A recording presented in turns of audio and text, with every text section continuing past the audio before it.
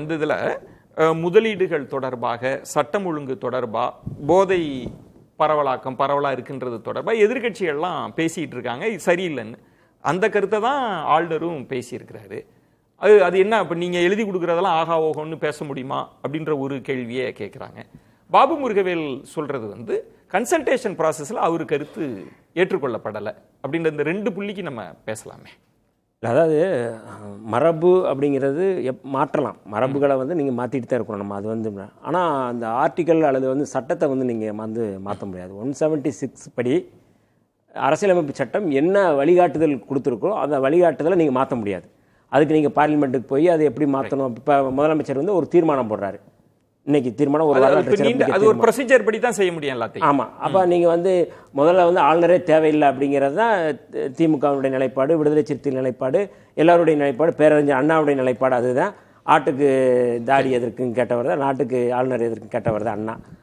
ஆனால் இந்த இன்னைக்கு ஆளுநர் உரையே நாங்கள் இனிமேல் தேவையில்லை அப்படிங்கிறத இந்தியா முழுக்க நாங்கள் பாஜக ஆளாத மாநிலங்களில் இருக்கிறவங்கள்ட்ட நாங்கள் பேசுகிறோம்னு சொல்லி முதலமைச்சர் ஒரு தீர்மானம் கொண்டு வந்திருக்காரு.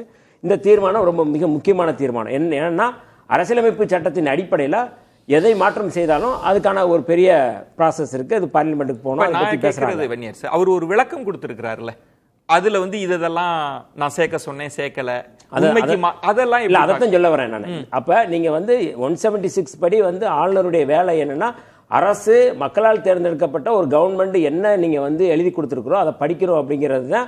அதை நீங்கள் உரையாற்றணும் அப்படிங்கிறது தான் 176 கொடுக்குற. அதை தான் நம்ம நண்பர் முருகவேல் ராஜன் அதை தான் சொல்கிறாப்புல, பாபு முருகவேலும் அதான் சொல்கிறாரு. அப்போ நீங்கள் அது இல்லாமல் எதிர்க்கட்சி தலைவர் கொடுக்க வேண்டிய அறிக்கையை அல்லது எதிர்க்கட்சி தலைவர் அங்கே பேச வேண்டியது அல்லது அது குறித்து விவாதிக்கணும். இப்போ ஆளுநர் உரை படிக்கிறாங்க, பேசுகிறாங்க, முடிக்கிறாங்க. அதுக்கடுத்து விவாதம் நடக்குமா இல்லையா? யார் பேசுவாங்க? எதிர்க்கட்சி தலைவர் பேசுவாங்க, எதிர்க்கட்சியில் இருக்கிறவங்க பேசுவாங்க. அதில் மாற்று கருத்து இருக்கா அப்படிங்கிறது அது பேசுவாங்களா இல்லையா? நீங்கள் ஒரு எதிர்க்கட்சி தலைவர் மாதிரி நீங்கள் ஒரு அறிக்கையை நீங்கள் அவர் போய் 2 நிமிஷத்தில் ஒரு அறிக்கையை நீங்கள் தயாரிச்சு கொடுக்குறீங்கன்னா அப்போ ஏற்கனவே முன்கூட்டியே நீங்கள் ரெடி பண்ணிட்டீங்க. இதில் அவர் ஒரு 13 பாயிண்ட்ஸை கொடுத்துருக்குறாரு.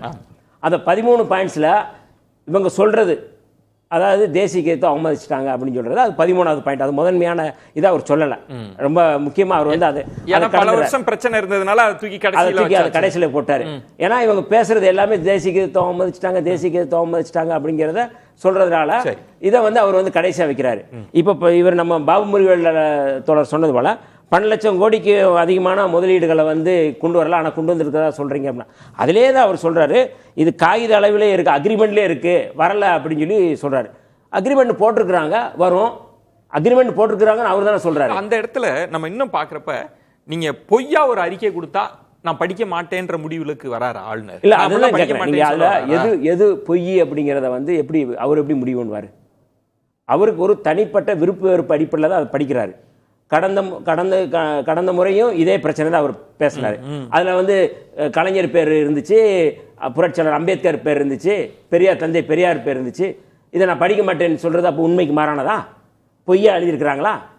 சமூக நீதிக்கு ஒத்துழைப்பு கொடுக்குற சமூக நீதி அரசியலை பேசக்கூடிய இந்த கோட்பாட்டு தலைவர்களை நீங்கள் பேரை சொல்லாமல் நீங்கள் போகிறீங்க அப்படின்னா படிக்கலைன்னா அப்போ உண்மைக்கு மாறானதா? அது எப்படி அதை நீங்கள் சொல்லுவீங்க? இதில் இன்னொன்று சொல்கிறாரு, இந்து அறநிலைத்துறை சம்மந்தப்பட்ட கோயில்களை பற்றி பேசுகிறார். இது உச்சகட்டமான ஒரு உண்மைக்கு மாறான அவருடைய அரசியலை, RSS அரசியலை இவர் இன்ஃப்ளூயன்ஸ் பண்ணுறாரு. நீ திணிக்கிற, எப்படி நீங்கள் திணிக்க முடியும்? எந்த அடிப்படையில் நீங்கள் அவர் சொல்கிறாரு, மாநிலத்தில் உள்ள பல்லாயிரக்கணக்கான கோயில்கள் அறங்காவலர் குழுக்கள் இல்லாமல் மாநில அரசால் நேரடியாக நிர்வகிக்கப்படுகின்றன. இது தொடர்ந்து கடந்த ஆட்சியிலையும் இப்படித்தான் நடந்திருக்கு, அதற்கு முந்தையும் இதுதான் நடந்திருக்கு. நீங்கள் இந்து அறநிலையத்துறையை நீங்கள் அரசு கட்டுப்பாட்டிலேருந்து வெளியில் கொண்டு வரணுங்கிற நீங்களே பேசியிருக்கீங்கல்ல. இவரே ஆளுநரே பேசியிருக்கிறாரு. இங்கே மரபு, இங்கே கோயில்களில் மிக மோசமாக இருக்குது, இங்கே உள்ள தலித்துகளை உள்ள விட மாட்டாங்க அப்படிங்கிற பிரச்சனை இங்கே இருக்குது. அதை பற்றி ஏதாவது நீங்கள் பேச முடியுமா?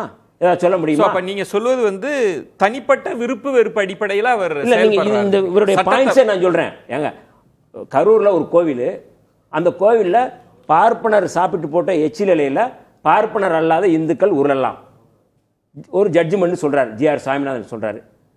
இது இது இது என்ன, இது மரபுன்றாங்க. இது எப்படி ஏன் பார்ப்பனர் சாப்பிட்டு போட்ட எச்சில எல்லாம் வந்து பார்ப்பனர் அல்லாத இந்துக்கள் உருளலாம்னு சொல்றது எப்படி எந்த அடிப்படையில் இது சொல்லுவாங்க? ஏன் இவர் போய் உருள்வாரா? இப்ப நீங்க வந்து அவருக்கு தனிப்பட்ட விருப்புன்றது, இப்ப திருமாவளவன் அவர்கள் சொல்றது அவருக்கு திராவிட சித்தாந்தத்தின் மீது இருக்கிற ஒவ்வாமை தான் இப்படி செயல்படுறாரு.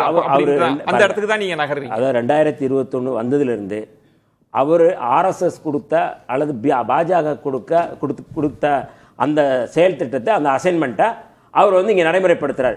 இதுவரை கவர்மெண்ட்டுக்கு எந்த ஒத்துழைப்பும் இல்லை. எந்த மசோதாக்களை அவர் வந்து வெளிப்படையாக நிறைவேற்றிருக்கிறாரு? நீங்க சுப்ரீம் கோர்ட் கண்டிச்சதுக்கு அப்புறம் 4-5 மசோதாக்களை நீங்க நிறைவேற்றுறீங்க. அப்ப ஒரு மக்கள் விரோத ஆளுநராக, தமிழ்நாட்டு மக்களுக்கு துரோகம் செய்யக்கூடிய, தமிழ்நாட்டு மக்களுக்கு எதிராக இவர் செயல்பட்டு இருக்கிறாருங்கிறத தொடர்ச்சி அமலப்படுத்திட்டு இருக்கிறோம்.